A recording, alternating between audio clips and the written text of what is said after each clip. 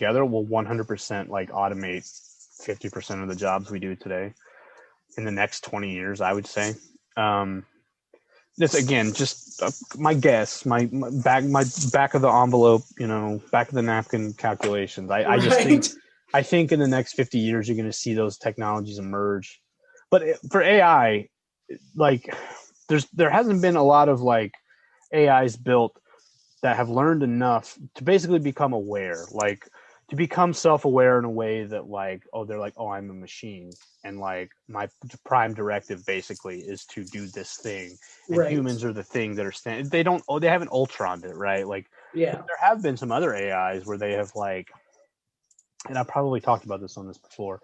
Google or Facebook had one that was like a translating one, and it would like but then they put two of these AIs together, and like to translate faster, they were like, well, if you have two, they'll be able to do it better.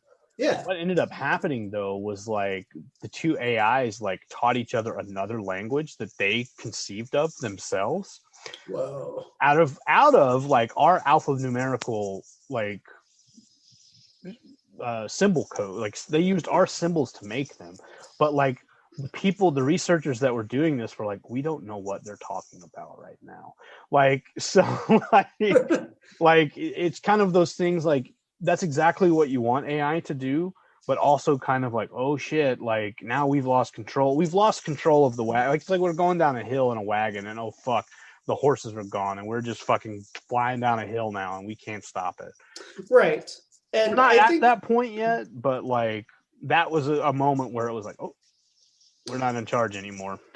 Right. And I think I remember a few years ago, somebody at Iowa, you may have heard about this on your Facebook page, sure.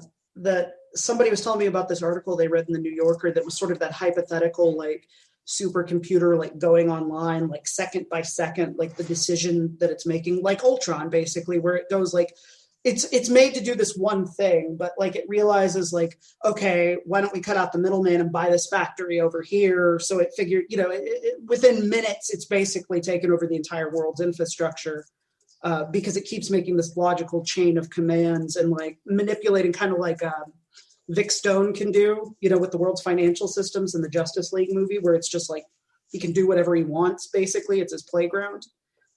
Because it's all digital, right? Like all of our money is just agreed upon numbers. Yeah. Right. Yeah. So yeah. I think that is the nightmare. I don't know. I mean, I don't think we're there yet. We can't even fucking go back to the moon. Okay. Can we really fucking like make a machine that can do that kind of thing? But yes, basically like, well, eventually you will be able to make it do that. But right now, I don't think we're there. I hope we're not there. Yeah, well, I hope that doesn't happen. I would like to be uploaded into a Vanilla Sky dream program at the end. I wouldn't be like, I wouldn't be asking for tech. Well, I'd ask for tech support, but I wouldn't wake up. I'd just be like, nah, man, let me live here. This place is awesome. Can we swipe right on this? I'm not into this. Yeah, whatever it is. Give me back Penelope Cruz and my Bob Dylan album. I want the cat lady back. I don't want the... Right. I don't want to have to like be a person with like accountability and learning shit. Like I want it to be a 24/7 rave. Right. 24/7 romantic montage set to Bob Dylan. That is what I want. Noah Taylor. Go. Thank you. Thank you. Goodbye. Back to the singularity. Well, I mean, we might make it. Technology could have a lot. Think about what's happened in our lifetime. This wasn't possible in our lifetime. It was theorized in our lifetime, but like it didn't happen. Oh shit! Darrel just disconnected himself. And we're ripping headphones out of our ears. I know you were really into this AI business. No, my headphone got tangled, so like. Oh. This is a perfect angle. I think that's actually a good stopping point to talk about the fact that Ultron's going to take over, and there's nothing you can do about it. That's right. That's what we learned tonight. We learned that Santa Ana maybe misunderstood. Darrel, social media maestro. We also learned that you are the genesis for COVID-21. Yes, that's right.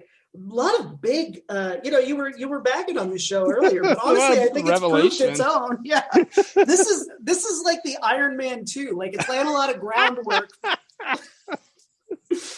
Oh yeah, I could say, but you know what? Now that I know everything, I've watched Iron Man 2. I like Iron Man 2. I like Iron Man 2 as I well. was like, ugh, whenever I first like saw it, and I was like, this is not good. And then I'm watching it again. I'm like, no, it's solid. I was That's fucking fun. Yeah. yeah. All the Iron Mans are. Even 3. Even again at 3, when I saw 3 the first time, I was like, I don't know. I liked it a lot. And now but, I've yeah. seen 3 again, and I'm like, yeah, I'm into it. I'm totally into it. Well, because for me, it was like, well, I wanted to be Iron Man all the time, and he wasn't Right. Iron Man most of the No. time. I mean, he wasn't Iron Man. But then at the end, you got all the Iron Men. So. Right. Yeah. And you also get Guy Pearce, and he's just a badass villain. Yes, 100%. All right, well, that's what we learned. Yeah. So I'm Darrel. I'm Shaun. Goodbye from the monkey house.